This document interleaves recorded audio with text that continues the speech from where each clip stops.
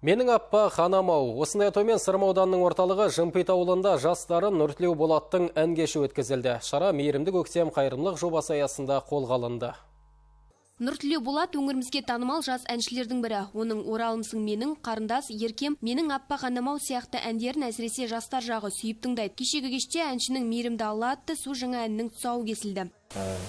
Мейірімді көктем акциясы аясында күні кеше бірінші күнде ауданымыздың жастары бірігіп қайырымдылық шарасын, яғни ауданымыздағы отбасыларға көмек көрсетіп қайырымдылық шарасын өткізген болатын.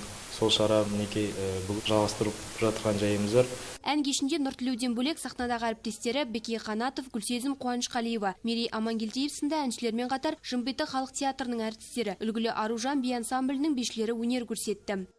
Ән кешіндегі барлық түскен қаржаттар, билеттен түскен қаржы, жәшіктен түскен қаржы және де аудан кәсіпкерлерінің қолдауымен түскен қаржы толықтай қайырымдылыққа жұмсалды. Осындай шаралар әлі жалғасын табатын болады. Сырымдық әншінің концертіне тыңдарман қауым көп келді. Олар бір жағынан сүйікті әншілерінің әнін тыңдаса, екінші жағынан қайырымдылық шараға үлес қосты. Концерттің билеттерін сатудан түскен және қайырымдылық жәшігіне жиналған қаражат Алғабас ауылындағы көп балалы Ешмақовтар жанұясына табыс етілді. Енді осы қаржыға 4 бала тәрбиелеп отырған жас жанұяның баспанасына көгілдір отын тартылатын болады.